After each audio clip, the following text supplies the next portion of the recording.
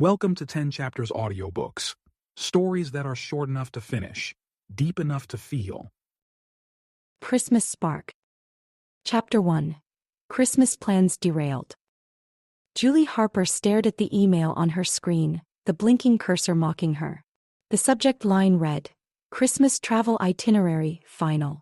She sighed, the weight of disappointment pressing heavily on her chest. This was supposed to be her final task of the day, a simple forward to confirm her flight to Boston. Instead, she had to call her parents to cancel. Her boss, Margaret Winters, had just called from the hospital. A mix of black ice and impractical high heels had landed her in surgery with a broken hip. That alone would have been bad enough, but Margaret's next words hit Julie like a ton of bricks.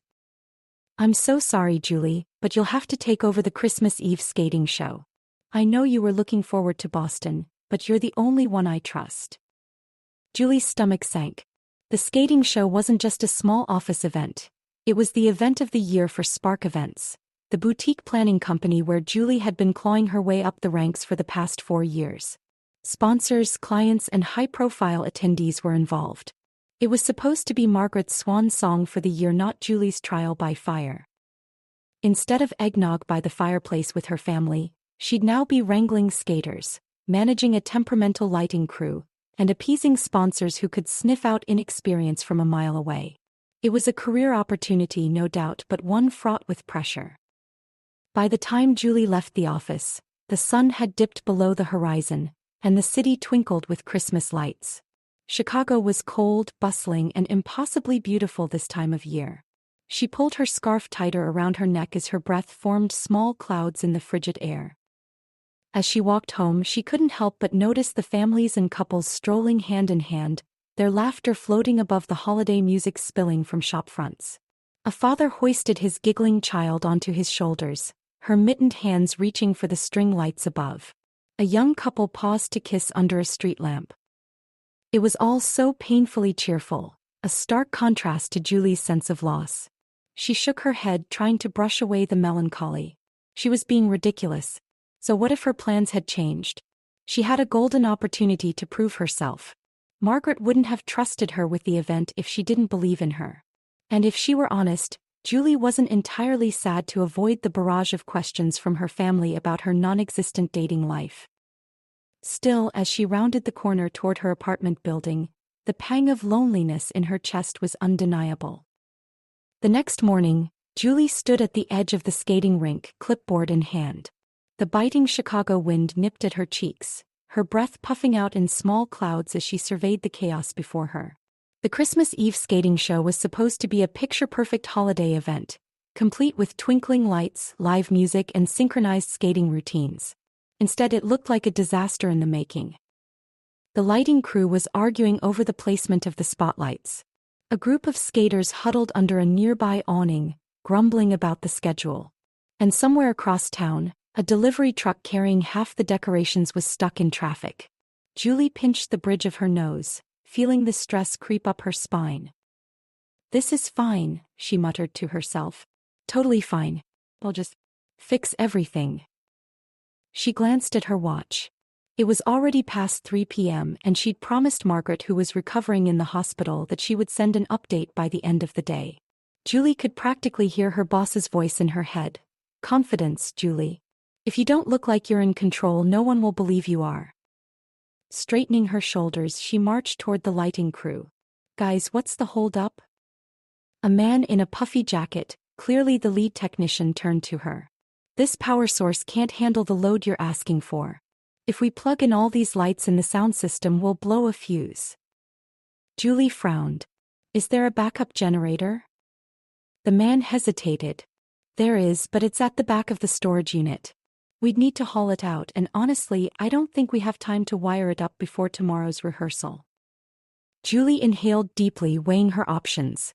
"Okay," she said decisively. "We're not scrapping anything.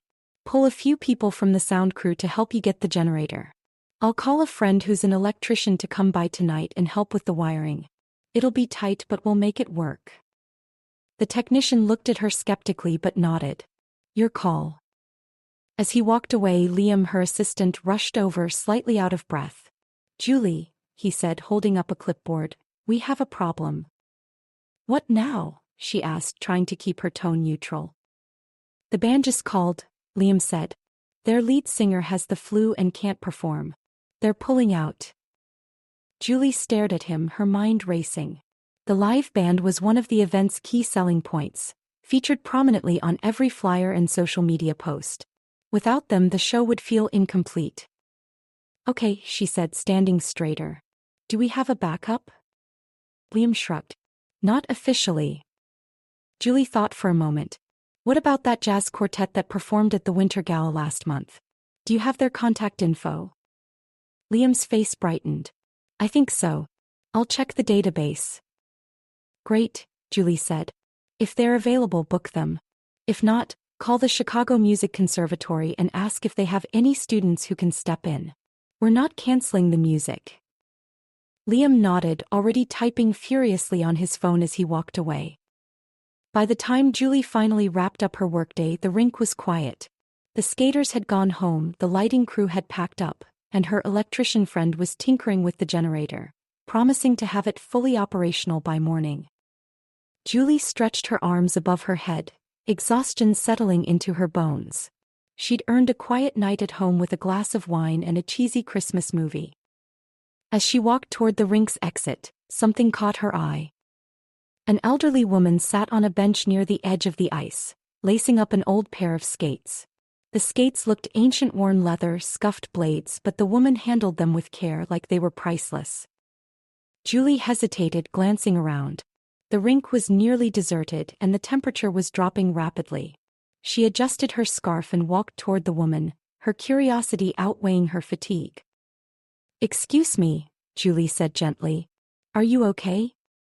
The woman looked up, her face breaking into a warm smile. Oh, I'm fine, dear. Just getting ready for a little skate. Julie frowned. It's late and it's freezing out here. Do you have someone with you? A ride home? The woman chuckled softly. I've been skating on this rink since before you were born, sweetheart. A little cold won't hurt me. Julie glanced at the old skates and the woman's thin gloves. Something about her felt off, though not in a threatening way. He was more curious than anything. Well, Julie said, if you don't mind, I'll stay for a bit. Just to make sure you're okay. The woman smiled again, her eyes warm and kind.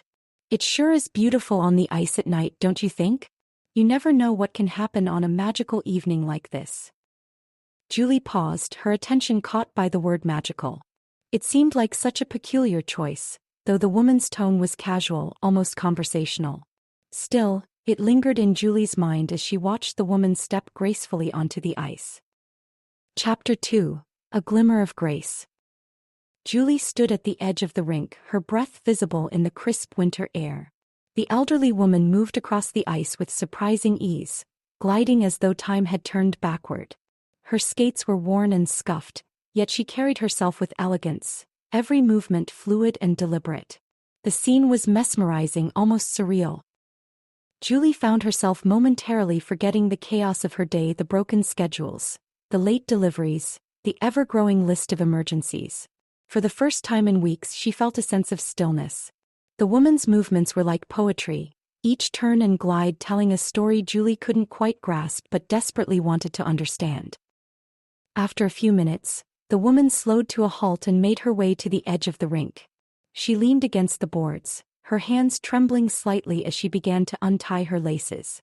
Concern flickered in Julie's chest, pulling her out of her trance. Are you all right? Julie asked, stepping closer. The woman looked up and smiled, her cheeks flushed from exertion. Oh, I'm fine, dear, she said, her voice warm but tinged with weariness. Though I'll admit, my body doesn't quite match my spirit these days. Julie crouched beside her, noting the thin gloves and the fraying edges of her coat. It's freezing out here. Do you have a ride home? The woman waved a dismissive hand. I live just a few blocks away. I come here every year, you know. The rink. It's special to me. Julie hesitated, glancing around the empty venue. If you don't mind, I'd like to walk you home.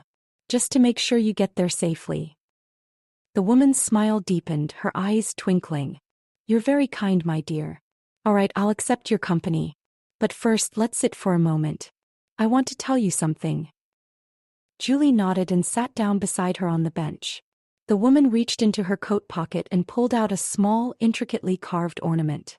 It was a silver angel, its wings delicate and shimmering faintly in the dim light.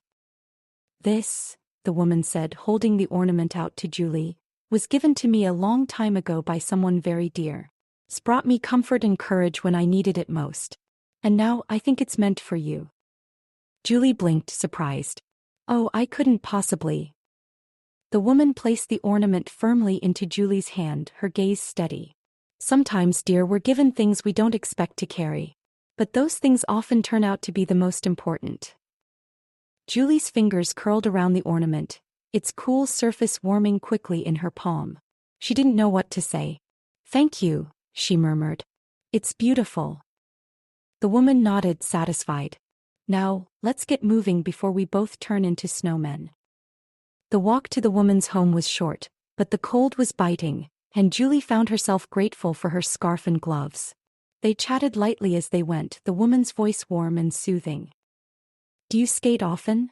Julie asked. Not as much as I'd like, the woman admitted. But skating has always been a part of my life. It's where I met my first love, you know. Julie's curiosity piqued. Really? That's so romantic. The woman chuckled softly. It was. But life, as it often does, took us on different paths. So the rink. It holds those memories for me. It's a place where I feel connected to the past and to the magic of those moments. Julie nodded, her thoughts drifting to her own life. She couldn't remember the last time she'd felt connected to anything beyond work. It's nice to have something like that, she said softly. They reached a charming red brick building adorned with twinkling lights and a festive wreath on the door. The woman fished out her keys and opened the door, beckoning Julie inside. The warmth of the space enveloped them instantly, and Julie couldn't help but smile at the sight of the cozy, beautifully decorated living room. A small Christmas tree stood in the corner, its branches adorned with ornaments that looked as old and cherished as the woman herself. The air smelled faintly of cinnamon and pine, and a crackling fire added to the room's inviting atmosphere. It's lovely, Julie said, glancing around. Thank you, the woman replied, setting her skates down by the door. A home should feel like love, don't you think? Julie nodded but felt a pang in her chest. Her own apartment, though neat and functional, felt sterile by comparison. She'd never bothered with decorations or personal touches. It was just a place to sleep between long workdays. Would you like some cocoa? The woman asked, breaking into Julie's thoughts. Julie hesitated, glancing at her watch. I'd love to, but I should probably get going. It's getting late. The woman smiled knowingly. Of course, dear. But take this with you. She gestured to a small basket on the counter filled with homemade cookies. A little sweetness for the road. Julie laughed softly. Thank you. You're too kind. As Julie stepped back out into the cold night, the ornament clutched tightly in her hand, she felt an odd sense of peace. The woman's words lingered in her mind. Sometimes the things we don't expect to carry turn out to be the most important. When she reached her apartment, she set the ornament on the counter and stared at it for a long moment. It was beautiful, delicate yet sturdy, and seemed to shimmer faintly even in the dim light of her kitchen. Impulsively, she attached it to her keychain. It felt silly but also strangely comforting, as though it belonged there. As she climbed into bed that night, the city's lights twinkling faintly through her window, she found herself thinking about the woman, her stories, and the quiet magic of that evening. For the first time in a long while, Julie felt something shift, a tiny spark of hope that maybe, just maybe, the holiday season held more for her than she'd expected. Chapter 3. A Familiar Ornament. Julie Harper stood in line at her favorite street coffee cart, nestled right outside the skating rink. The familiar scent of roasted beans and sugary pastries mingled with the frosty morning air. Her phone was pressed to her ear as she spoke quickly to Liam, her assistant, already knee-deep in planning for the day's rehearsal. Liam, I need you to triple-check the sound system. No more surprises, okay? And make sure the backup skaters know their cues, they were all over the place yesterday. The line shuffled forward and Julie absent-mindedly patted her coat pockets, searching for her wallet. She juggled her phone as she pulled out her keys, the silver angel ornament dangling prominently from the ring. It glinted in the winter sunlight, catching the attention of the man standing behind her. Jack Bennett had been waiting patiently in line, his hands stuffed into his pockets to fend off the cold, when the small silver ornament swinging from Julie's keychain caught his eye. For a moment he thought he was imagining things. It was identical to the angel ornament his sister Pia had pressed into his hand just the day before. His mind drifted back to that moment, standing in their late mother's nearly empty house, the echoes of their childhood fading as they packed the last of her belongings. Pia had opened a box labeled Christmas decorations, the sight of its contents both bittersweet and comforting. "Come on, Jack," Pia had teased, pulling out the small silver angel. "You're not leaving without something from this." He chuckled. "Pia, I don't exactly decorate for Christmas. You've been to my apartment. It's basically an IKEA showroom." Pia had rolled her eyes and thrust the ornament into his hand. "All the more reason. This belonged to Grandma and Mom always said it was special. Just take it. Who knows? Maybe it'll bring you some Christmas spirit." Reluctantly, Jack had agreed, slipping the ornament into his pocket. Now, seeing the exact same angel dangling from the keychain of the woman in front of him, he couldn't shake the feeling of coincidence or something more. Julie finally found her wallet and placed her order, slipping her phone back into her pocket with a sigh of relief. As she turned slightly, her focus shifted off her work for the first time that morning, and that was when Jack saw her face. She was beautiful in a natural, unassuming way. Her auburn hair framed her face, flushed pink from the cold, and her expression, a mix of determination and mild exasperation, made her look approachable yet driven. Jack hesitated, debating whether to say something. Normally, he wasn't the type to strike up conversations with strangers, but something about the ornament and her pushed him forward. "Excuse me," he said, stepping closer. Julie turned, startled. "Oh. Hi. Yes." He pointed to her keys. "That ornament. Where did you get it?" Julie glanced down, noticing the silver angel dangling from her keychain. "Oh, this." She smiled faintly. "It was a gift. Someone gave it to me a couple of nights ago." Jack's brow furrowed slightly. "A couple of nights ago?" Julie nodded. "Yeah, I helped this older woman get home after she went skating late at the rink. She insisted on giving me this as a thank you. She said it was special." Jack stared at the ornament, his mind racing. It was uncanny. The angel was identical to the one now attached to his own keychain, tucked away in his coat pocket. He debated pulling it out to show her but decided against it, unsure how she'd react.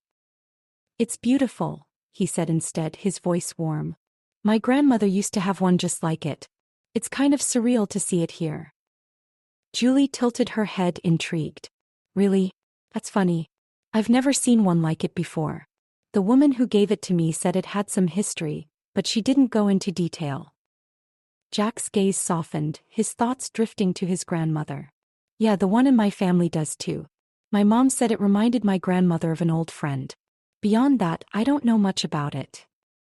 Julie glanced at the ornament again, her fingers brushing over its delicate wings. "It's funny how something so small can carry so much meaning, isn't it?" Jack nodded.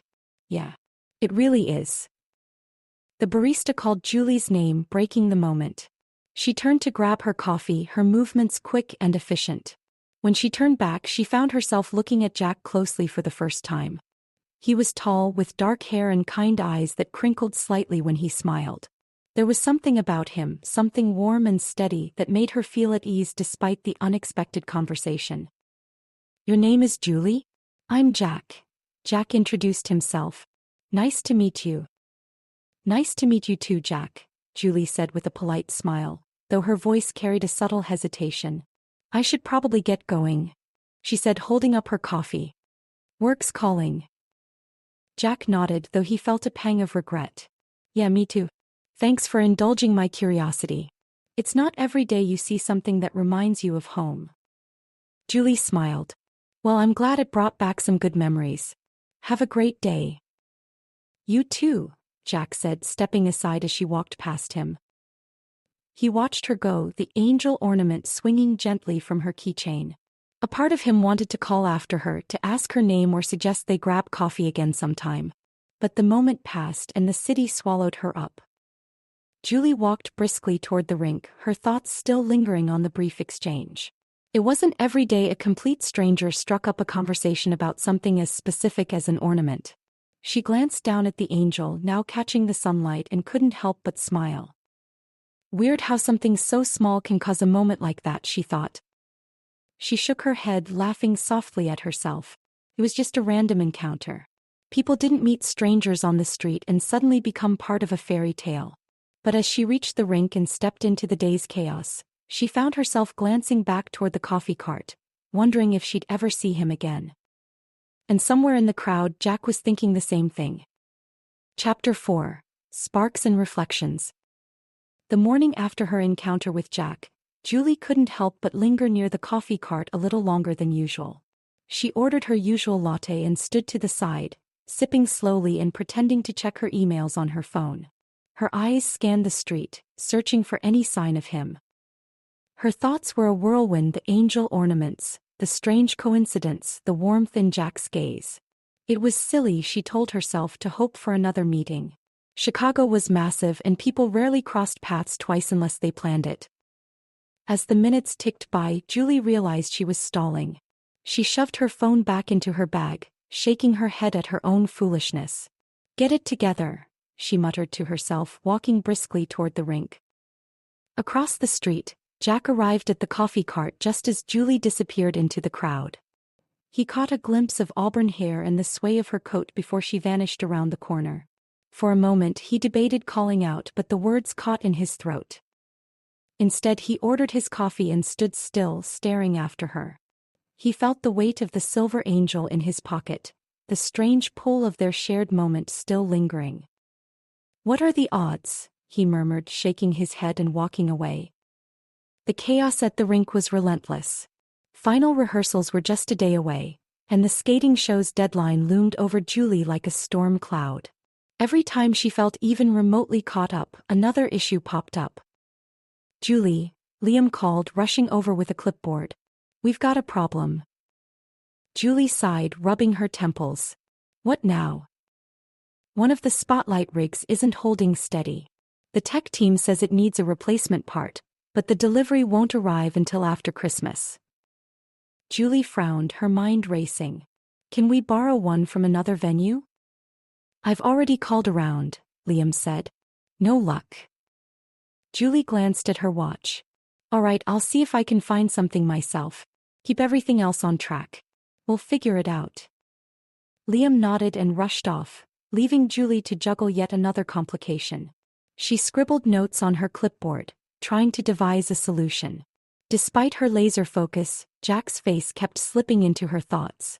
The way he'd looked at her, curious, warm, and oddly familiar, stayed with her like a melody she couldn't shake.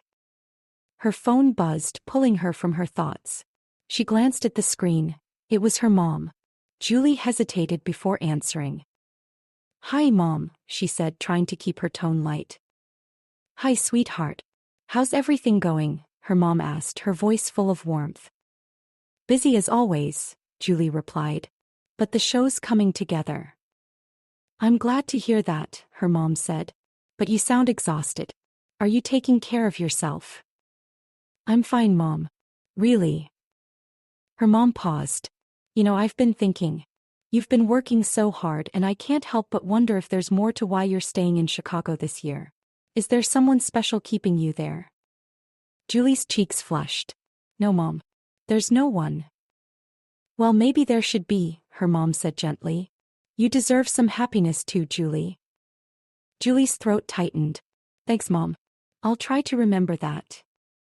After ending the call, Julie stared at her clipboard, her mother's words echoing in her mind. Her thoughts wandered back to Jack, the shared connection of the ornaments, and the warmth she felt in his presence. She shook her head, pushing the thoughts aside. "Focus, Julie," she muttered. Jack's day wasn't any easier. His office hummed with activity, deadlines pressing from every angle. But no matter how many emails he answered or calls he fielded, his thoughts kept circling back to Julie. The ornament felt heavier in his pocket. a constant reminder of their strange connection. By evening he couldn't resist calling Pia. "Hey big brother," Pia said cheerfully. "What's up?" "You remember that ornament you gave me?" Jack asked, leaning back in his chair. "Of course. Why?" "I met someone with the exact same one," Jack said. "She said an older woman gave it to her recently." Pia was silent for a moment before replying. "That's kind of eerie. Grandma always said the angel had a way of bringing people together, but I thought that was just a sweet story." "What if it's more than that?" Jack asked quietly.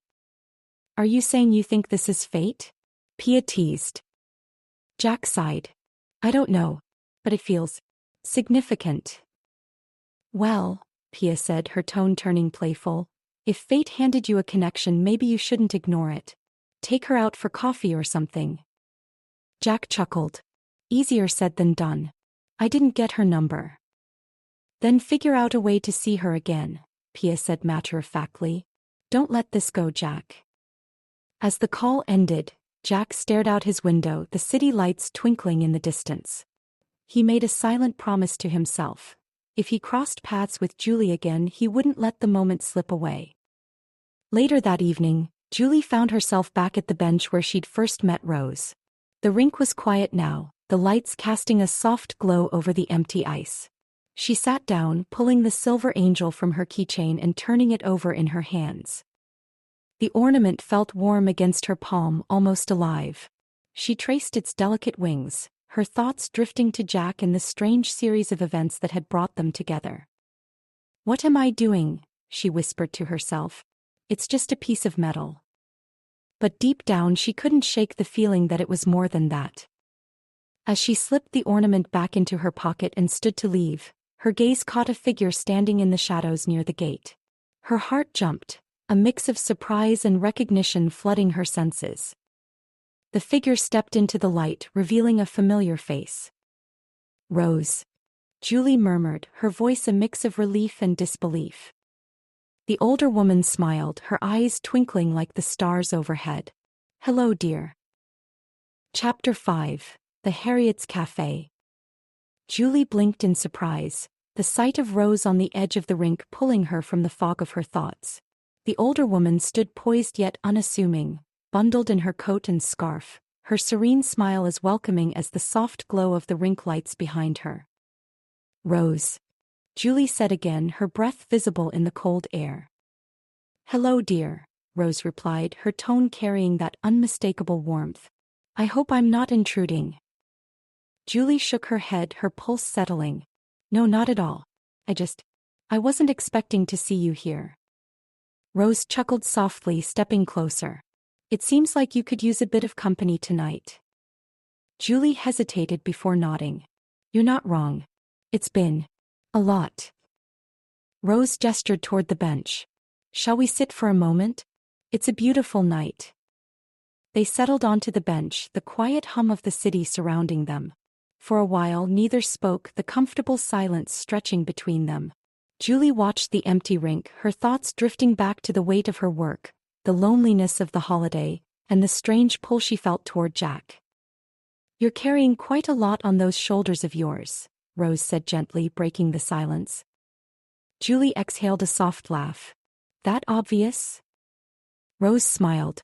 "Only to someone who's been there before." Julie turned to her, curiosity flickering in her eyes. "Were you, like me, always trying to hold everything together?" Rose's smile deepened and she looked out at the rink. "Oh, I had my share of busy days and heavy burdens.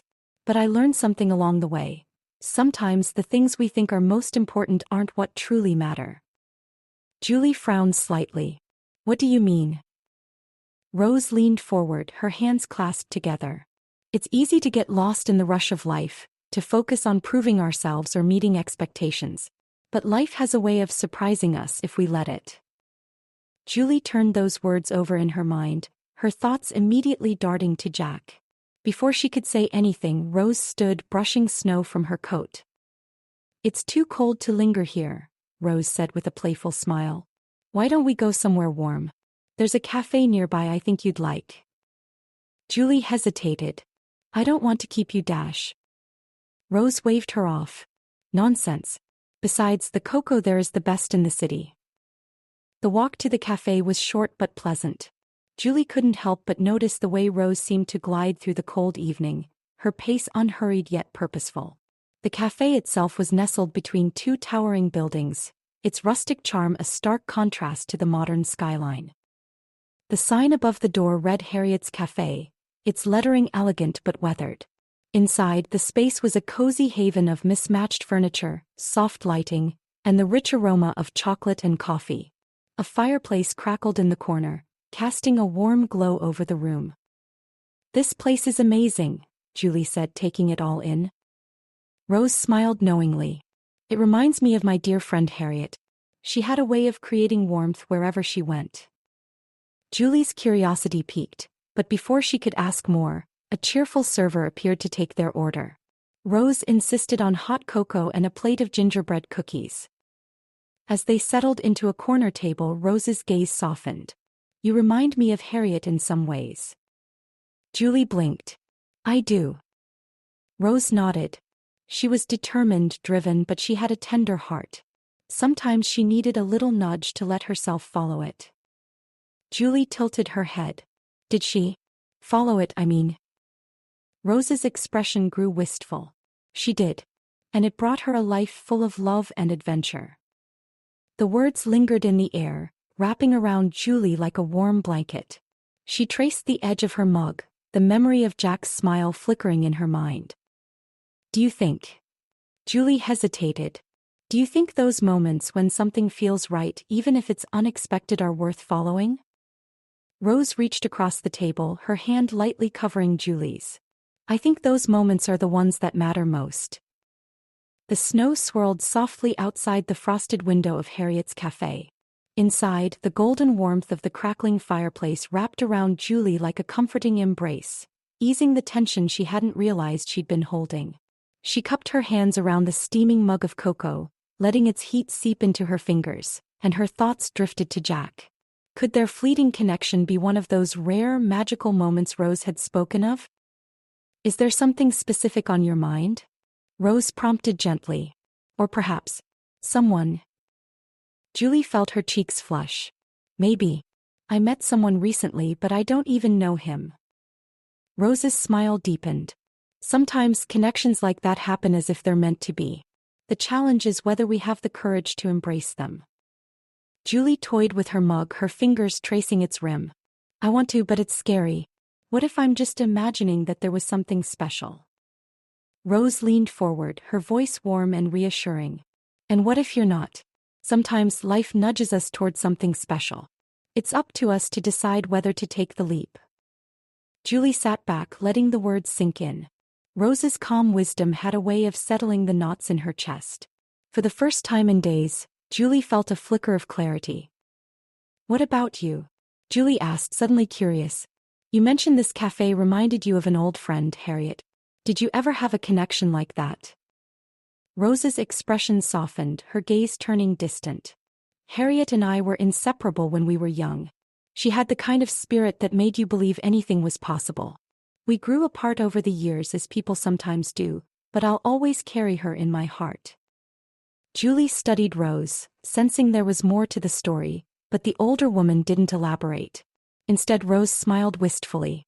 "Connections, whether fleeting or lifelong, have a way of shaping us. Cherish the ones you feel deeply, Julie. They don't come around often." The two women sat in comfortable silence for a while, the hum of the cafe wrapping around them like a blanket. Julie's thoughts drifted back to Jack, to the way his smile had made her heart flutter and the way his kindness lingered long after their conversations ended. Maybe Rose was right. Maybe this was her chance to take a leap.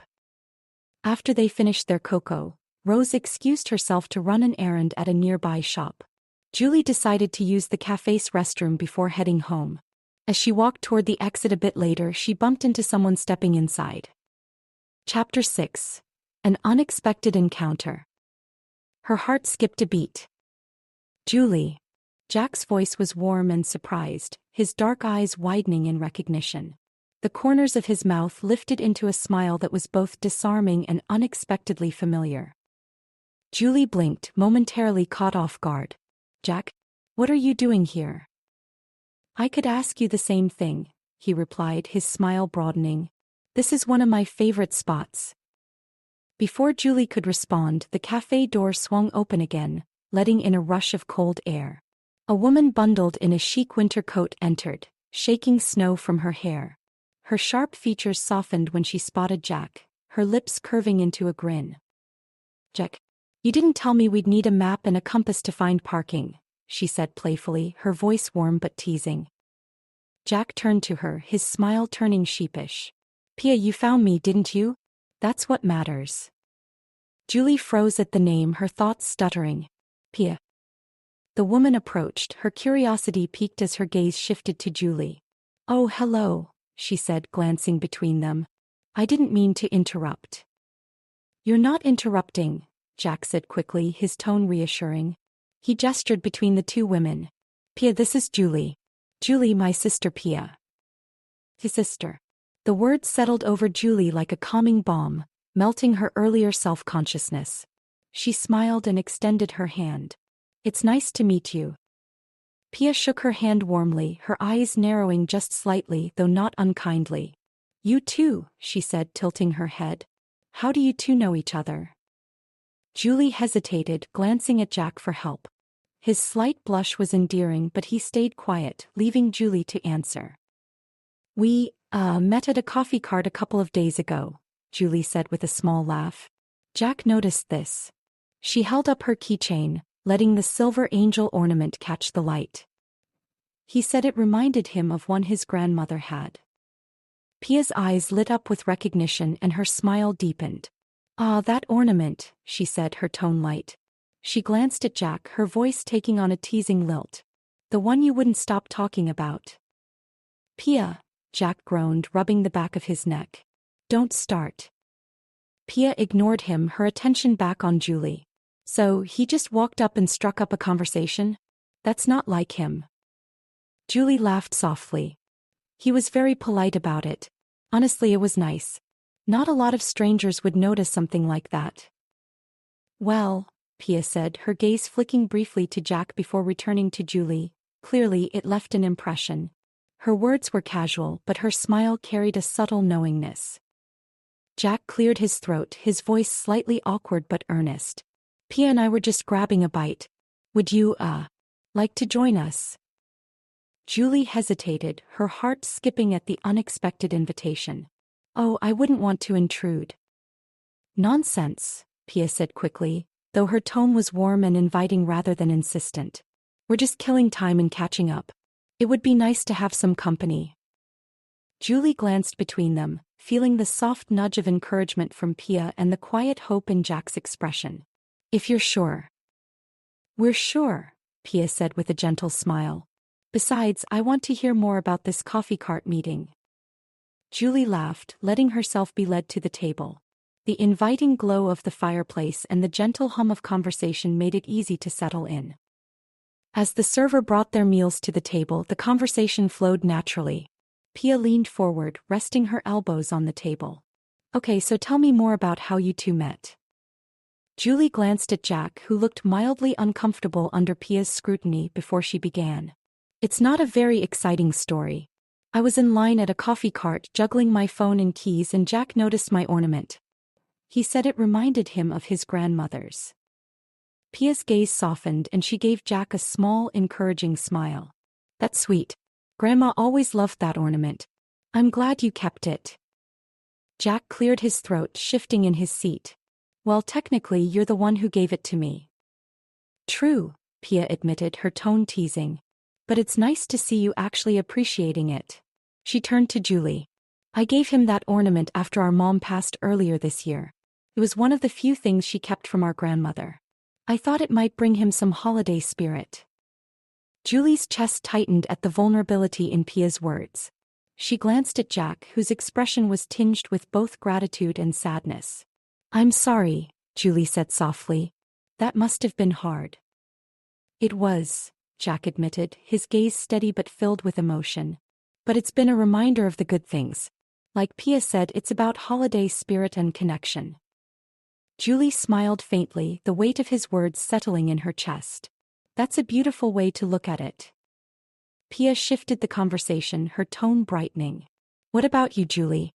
What keeps you busy when you're not charming strangers at coffee carts? Julie laughed, grateful for the change in tone. I'm an event planner. Right now, I'm managing the Christmas Eve skating show downtown. Pia's eyebrows shot up in surprise. Wait, the big one at Millennium Rink? That's your show. Julie nodded, smiling modestly. It's been a whirlwind, but I think it's finally coming together. That's incredible, Pia said, clearly impressed. Jack, did you know she was running the skating show? I didn't, Jack admitted, his admiration clear.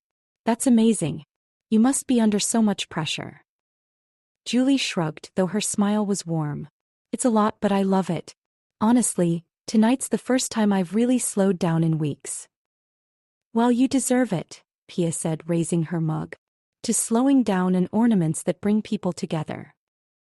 Julie laughed, clinking her mug against Pia's. Cheers to that. The conversation continued, flowing easily between light-hearted stories and more thoughtful moments. Pia shared anecdotes from their childhood, like the time Jack had tried to make her a snowman as a surprise and ended up with frostbite, and Julie found herself laughing more than she had in days. Jack, though quieter, chimed in with his own observations, his steady presence grounding the lively energy Pia brought to the table. When the server brought over a plate of gingerbread cookies, Pia's eyes lit up. This is why I love this place, she said, grabbing one. They're perfect. Julie smiled, taking one for herself. You're right. I had one earlier and they are amazing. Jack leaned back, his gaze moving between them with quiet contentment. You two are getting along too well. That's what happens when you bring good people together, Pia quipped, grinning. Julie laughed, warmth blooming in her chest. For the first time in weeks, she wasn't thinking about deadlines or expectations. She was simply present, enjoying the company and the quiet magic of the moment. When they finally stood to leave, Pia pulled Julie into a quick hug. Thanks for joining us, she said warmly. I hope we see you again soon. Julie glanced at Jack, whose smile held something unspoken. Me too, he said softly, making sure to ask Julie for her phone number before he left. As she stepped out into the snowy night, Julie felt lighter. The evening had been unexpected but perfect, a reminder that sometimes, the best moments weren't planned. And as she walked away, the silver angel ornament on her keychain jingled softly, a quiet symbol of the connections that were beginning to take root. Chapter 7. Plans in Motion. The next morning, Julie woke early, the warmth of the previous evening lingering like a soft glow. Harriet's cafe, Rose's gentle wisdom, and the surprising turn of meeting Jack and Pia, it all felt like a vivid dream. Yet her ornament jingling softly on her keychain as she grabbed her coat assured her it had been real. The thought of Jack's smile, warm and genuine, had a way of creeping back into her mind despite her best efforts to focus on the busy day ahead. As she settled into her office at the rink to prepare for the final rehearsal, her phone buzzed. She reached for it absent-mindedly, expecting a message from her assistant Liam or one of the vendors. But the screen displayed Jack Bennett's name. Her heart skipped a beat, and her fingers hesitated over the screen for a moment before answering. Hello. Hey Julie, Jack's familiar voice came through, his tone easy and warm. I hope I'm not catching you at a bad time. Not at all, she replied, sitting back in her chair, her heart fluttering. What's up? Well, he began, a hint of nervousness in his tone. First of all, I just wanted to say thank you again for joining us last night. Pia wouldn't stop talking about how great you are. Julie laughed softly, her cheeks warming. That's kind of her. I had a really nice time too. It was a much-needed break. I'm glad, Jack said. You deserve it. The way Pia described your show, it sounds like you've been working non-stop. Which, by the way, is why I wanted to call. Oh. Julie's voice lifted with curiosity, her grip tightening on the phone. Well, Jack said slowly, as if carefully choosing his words. Pia and I have been trying to figure out what to do for Christmas Eve. It's been a different kind of year for us, as you know. So we thought, what better way to spend the evening than seeing your show? Julie's breath caught, her chest filling with a mix of surprise and excitement. You're coming to the show? Yeah, Jack said, his smile evident even through the phone. I managed to pull a couple of strings and got tickets. Pia's thrilled, she's a big fan of skating. That's wonderful, Julie said, trying to keep her tone steady even as butterflies swirled in her stomach. I hope it lives up to her expectations. I'm sure it will, Jack said, his confidence unwavering. But that's not all. After the show I was thinking, since you are alone for Christmas Eve. He paused, the nervousness returning to his voice. Maybe we could eat Christmas dinner together? Pia and I were going to a restaurant downtown and we'd love for you to join us. No pressure, of course. Julie's lips curved into a soft smile, her heart fluttering at the invitation. Dinner after the show? Only if it feels right, Jack added quickly. I know it's a busy day for you and you'll probably be exhausted, but I think it'd be nice to celebrate your success. She hesitated, not because she didn't want to go, but because the idea of spending more time with Jack, of exploring what felt like a growing connection, was almost too perfect to believe. But then Rose's words echoed in her mind. Trust the magic. I'd like that, she said softly. Let's see how the day goes, but if it feels right, I'll be there. Jack's relief was palpable. Great.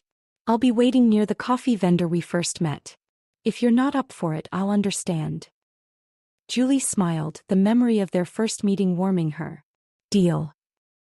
They talked for a few more minutes, their conversation shifting to lighter topics: his favorite coffee spots in the city, her love of skating despite being terrible at it. The ease between them felt natural, unforced, as if they'd known each other far longer than a few fleeting encounters.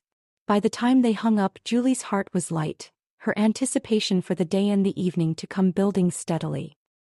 As the rehearsal got underway later that morning, Julie found herself unusually distracted. Normally, she'd be laser-focused on the intricate details of the show, checking the lighting cues, ensuring the skaters hit their marks, coordinating with Liam on the sponsor arrangements. But today her thoughts kept drifting back to Jack. She caught herself glancing at her phone during lulls in the rehearsal, her thumb brushing over his name in her call log. The memory of his voice, warm and reassuring, lingered in her mind like a melody she couldn't shake. Julie. Liam's voice broke through her thoughts, pulling her back to the present. She said, blinking as she turned toward him. Are you okay? You seemed a little out of it, he said, a hint of concern in his tone. Julie forced a smile, hoping it masked the flutter of nerves in her chest. I'm fine. With a lot on my mind. Liam studied her for a moment before nodding. Well, you've earned it. The show's looking incredible, by the way. Thanks, Liam, Julie said, grateful for his vote of confidence. She turned her attention back to the rehearsal, pushing thoughts of Jack aside for now. By the time the day wound down, Julie was both exhausted and exhilarated. The rehearsal had gone smoothly, the skaters were hitting their marks, and the final touches on the lighting and sound had been perfected. She should have felt a sense of calm satisfaction. Instead, her heart raced with anticipation for the day to come. Christmas Eve. The culmination of weeks of hard work and, potentially, the beginning of something new. The thought both thrilled and terrified her. As she locked up her office for the night, her phone buzzed with a message. Her heart leapt, but it was just Liam confirming the schedule for the next day. Julie sighed, sliding her phone back into her pocket.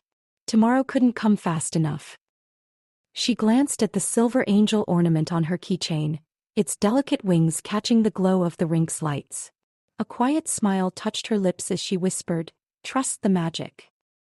And with that she stepped out into the snowy night, ready to face whatever Christmas Eve had in store.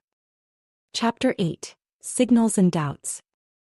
The morning of Christmas Eve was a flurry of last-minute preparations. Julie arrived at the rink early, her breath visible in the frosty air. Vendors were setting up, skaters were warming up, and the crew was making final adjustments. Despite the chaos, Julie felt a thrill of excitement coursing through her. Her phone buzzed mid-morning and she glanced at the screen to see a text from Jack. Looking forward to the show tonight. Julie's heart skipped. She read the message twice, her cheeks warming despite the cold. Her fingers hovered over the keyboard as she crafted a quick reply. Can't wait. See you tonight. As the hours ticked by, the city seemed to hold its breath in anticipation. The rink transformed into a winter wonderland, twinkling lights reflecting off the ice and festive music filling the air. Julie moved through the crowd with practiced ease, making sure everything ran smoothly. It was during a routine check with the vendors that Julie first realized the ornament wasn't in its usual spot on her keychain. She had reached for her keys to double-check a delivery van's schedule and froze when she saw the empty ring. Her silver angel, the ornament Rose had given her, was gone. Her chest tightened. She frantically searched her coat pockets, her bag, even retracing her steps to the rink's office and storage area. "It has to be here," she murmured under her breath, her movements becoming more desperate with each passing second. "Julie, are you okay?" Liam, her assistant, caught sight of her rummaging through the vendor tables. "I lost something," she said, her voice strained. "A small ornament on my keychain. It's silver, shaped like an angel. I had it this morning." Liam nodded, immediately catching on to her urgency. "I'll ask the crew to keep an eye out for it." Julie nodded, swallowing back the lump in her throat. She tried to focus on her tasks, but the absence of the ornament weighed on her. Her fingers felt empty without the familiar touch of its intricate wings, and her mind spiraled with irrational thoughts. What if losing it was a sign? Her stomach churned as she went through the motions of the day. Though everything appeared to be going smoothly on the surface, her internal turmoil made every hour feel like an eternity. Late in the afternoon, just as the first guests were beginning to arrive, Liam jogged up to her, holding something shiny in his hand.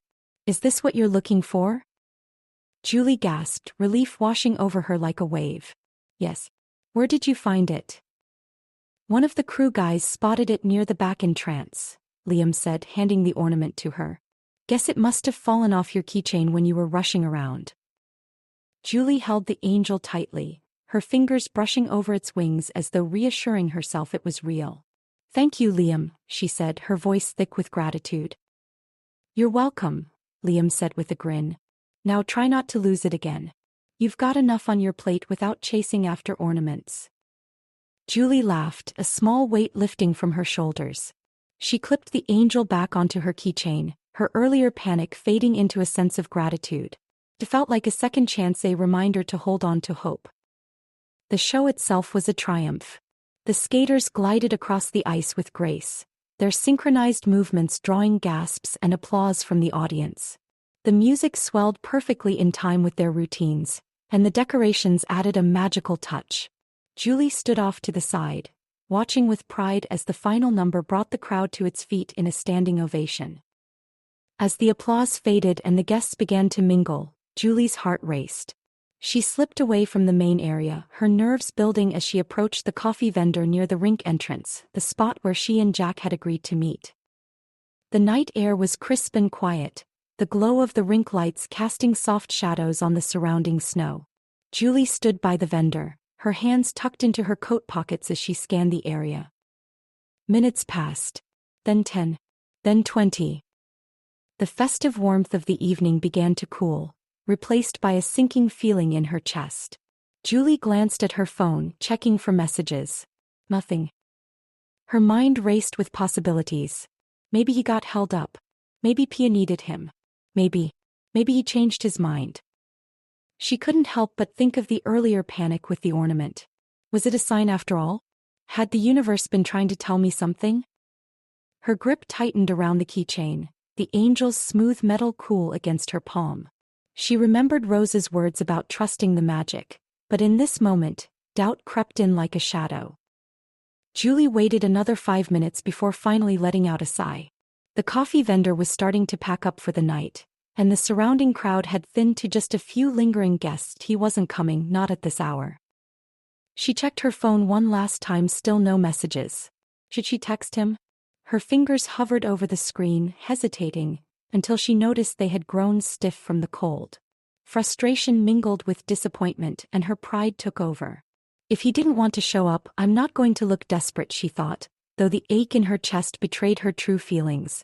She stuffed the phone back into her pocket, exhaling a shaky breath as the cold bit at her cheeks.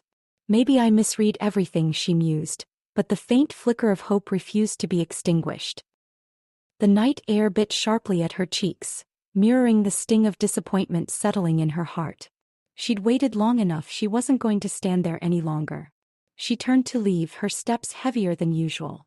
Maybe the connection she'd felt with Jack wasn't as strong as she'd hoped. Chapter 9.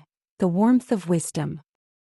As Julie walked through the snow-dusted streets, the crunch of snow under her boots filled the quiet night as she made her way home. The vibrant Christmas lights that lined the buildings and trees blurred in her vision, muted by the lingering disappointment. She clutched her coat tighter around her, her fingers brushing the cold metal of the silver angel ornament dangling from her keychain. Her heart felt heavy. The spot where she'd stood waiting for Jack remained vivid in her mind. She'd replayed the moment over and over, her glances at the clock, the cold settling into her bones as the minutes ticked by, and the growing ache of realization when he never arrived.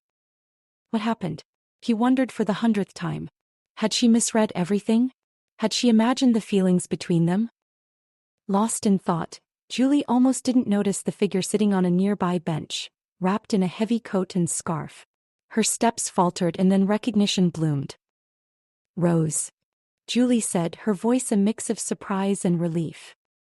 The older woman looked up, her warm smile lighting up her face. "Hello, dear. Out for an evening stroll?" Julie approached the bench, her heart lifting slightly at the sight of the familiar figure. "Not exactly. Just heading home after a long day." Rose patted the empty spot beside her. "Care to sit with me for a moment? The night is beautiful, don't you think?" Julie hesitated but then nodded, sinking onto the bench. The air was crisp, and the snow underfoot crunched softly as she adjusted her position. For a moment neither of them spoke, the silence between them comforting. "You seem troubled," Rose said gently, breaking the quiet. "A night like this should leave your heart lighter, not heavier." Julie glanced at her, then down at the silver angel ornament she was absent-mindedly turning over in her hands. "I don't know," she admitted. "I thought tonight would be perfect. The show went better than I could have hoped, but something personal didn't go the way I thought it would." Rose's eyes softened. "Ah, the heart has its own expectations, doesn't it?" Julie nodded, the words unlocking something inside her. "There's someone I thought I'd see tonight. We made plans to meet after the show, but he didn't show up. I don't even know why. I keep wondering if I misread everything." Rose tilted her head, studying her. "Tell me about him." Julie hesitated, then smiled faintly. "His name is Jack. We met at a coffee cart a few weeks ago completely by chance. But he noticed this." She held up the angel ornament. "He said it reminded him of one his grandmother had. We kept running into each other after that. It felt meaningful, like it was leading somewhere." "Connections like that often are," Rose said, her voice thoughtful. "And this ornament, it came from me, didn't it?" Julie nodded. "You said it was the right one for me." "And it is," Rose said firmly. "But sometimes the meaning of such things isn't immediately clear. It's not just about what they bring into our lives but how we choose to respond." Julie sighed, tracing the delicate wings of the angel. "I don't know if I'm responding the right way. Maybe I'm holding on to an idea that's not real." Rose's smile was kind but knowing. "Do you believe in magic, Julie?" The question caught Julie off guard. "I don't know. As a kid maybe. But now, not really." "Magic isn't always what we think it is," Rose said. "It's not just spells or miracles. It's in the small things, the moments that feel like they're nudging us, the choices that open doors we didn't even see before. That ornament found its way to you for a reason, just as your path crossed with Jack's." Julie looked at her, hope flickering in her chest. "Do you really think so?" Rose nodded. "But magic doesn't do all the work, dear. It offers the spark, you have to decide what to do with it. If you believe there's something worth holding on to, then don't let fear or disappointment dim that belief." Julie was quiet for a moment, letting Rose's words sink in. I wish I knew what happened tonight. Why he didn't come." "Perhaps the answer will come in its own time," Rose said. "Until then, don't lose hope. Often, it's in the moments of waiting that we discover what matters most." Julie turned to her, a question on her lips, but Rose stood abruptly, brushing snow from her coat. Now it's time I get home. You should too, it's been a long day. Julie rose with her, feeling a strange sense of peace despite the lingering uncertainty. Thank you, Rose, for listening. Rose smiled, her eyes twinkling. Anytime, dear. And remember, trust the magic. Julie watched as Rose walked away, her figure disappearing into the quiet night. She stood there for a few moments longer, the city lights reflecting off the snow around her. When she reached her apartment, she changed into her pajamas and climbed into bed, exhaustion tugging at her. Yet her thoughts refused to settle. Rose's words echoed in her mind. Trust the magic. Often, it's in the moments of waiting that we discover what matters most. Julie turned the angel ornament over in her fingers, her chest tightening as she let herself admit what she'd been holding back. She liked Jack more than she'd realized until tonight. The thought of never knowing what could have been was unbearable. Just as she was about to turn off her lamp, her phone buzzed on the nightstand. The sound sent her heart racing. She grabbed the phone, her fingers trembling as she saw his name on the screen. Her breath caught, the glow of the screen illuminating her face. She opened the message, the first few words making her gasp softly. Julie, I'm so sorry. Chapter 10. A Christmas Miracle. Julie's breath hitched as she stared at the glowing screen, the first words of Jack's message blurring before her eyes. Julie, I'm so sorry. Pia had an allergic reaction at the show. Something must have had peanuts. It was bad. She's stable now, but it was terrifying. I couldn't call. It was past midnight when she was finally out of danger. Can we please talk? I need to explain. Her chest tightened as a whirlwind of relief, concern, and guilt swept over her. Pia. Julie immediately pictured her bright smile and boundless energy from the night before, now imagining her struggling to breathe in a hospital bed. Her throat closed at the thought of how scared Jack must have been. Julie reread the message, her thoughts racing. He hadn't stood her up. He'd been facing something unimaginable. Of course, he hadn't called, it was late, and he must have been too drained to find the right words. She typed back quickly, her fingers trembling. I'm so glad Pia's okay. Are you all right? I'd like to talk anytime. Almost immediately, her phone buzzed again. Yes, but I need to see you. Can we meet? I'll come to you if you want. Just tell me where. Julie clutched the phone against her chest, her emotions colliding in a tangled mess of relief, lingering hurt, and a deep yearning to see him. Despite the exhaustion from the night's emotional roller coaster, one thing was clear. She wanted to see him too. She needed to. I'll come to you, she replied. Just tell me where. 30 minutes later, Julie stepped out of a cab and onto the quiet street outside Jack's apartment building. The snowfall had slowed, leaving a soft, glittering blanket over the city. Her breath puffed in short clouds as she stared at the building, nervous anticipation thrumming through her. The door opened before she even reached it. Jack stood in the entryway, silhouetted by the warm light spilling out behind him. His face softened the moment he saw her, though dark circles shadowed his eyes, and his posture spoke of the toll the night had taken on him. Julie, he said softly, his voice carrying equal parts relief and uncertainty. She stepped inside and the door clicked shut behind her. The entryway was quiet, filled only with the faint scent of pine and cinnamon. She unwound her scarf slowly, her eyes not leaving his. How's Pia? She asked, breaking the silence.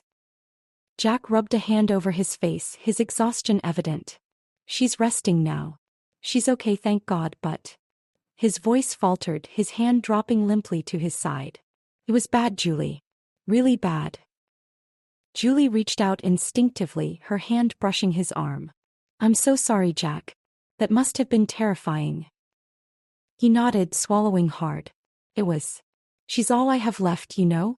When she started reacting and couldn't breathe. He closed his eyes briefly, the memory clearly overwhelming him. I thought I was going to lose her. His vulnerability cut through Julie's heart. She squeezed his arm gently, her voice steady. But you didn't. She's okay now and you did everything right.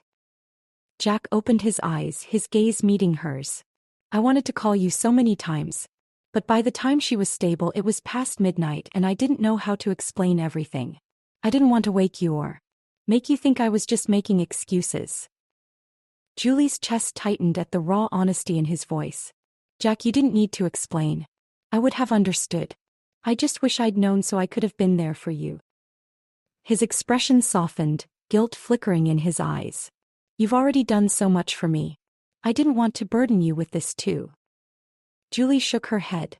You're not a burden, Jack. You never were. The words hung between them, fragile and heavy, until Jack reached out and took her hand. His fingers were warm despite the lingering chill from outside, and his touch sent a spark straight to her heart. I hated not being there tonight, he said, his voice low. I hated that I couldn't keep my promise to you. Julie's lips curved into a small, bittersweet smile. You didn't break your promise. You had something far more important to take care of. His thumb brushed over the back of her hand, his touch deliberate and grounding. Still, I let you down. And that's the last thing I ever wanted to do. You didn't, Julie said softly, her voice catching. But I have to admit I was scared. I thought maybe I'd gotten everything wrong. That maybe I'd imagined what we had. Jack stepped closer, his eyes never leaving hers. You didn't imagine anything. Julie, I've wanted to be with you since the moment I saw you that day at the coffee cart. He trailed off, his voice thick with emotion. I didn't know how to tell you. Until now. Julie's breath hitched, the words she'd longed to hear settling into her chest like a warm embrace. I've wanted the same thing, she admitted, her voice barely above a whisper. I tried to ignore it, but you've been on my mind constantly. Jack's lips quirked into a faint smile. Good. Because you've been in mine too. For a moment, neither of them spoke, their gazes locked in an unspoken exchange that said everything words couldn't. Then, as if drawn together by some invisible force, Jack leaned down, and Julie tilted her face up to meet him. Their lips brushed softly at first, hesitant and tender, before deepening into a kiss that felt like coming home. When they finally pulled apart, Julie laughed softly, her cheeks flushed.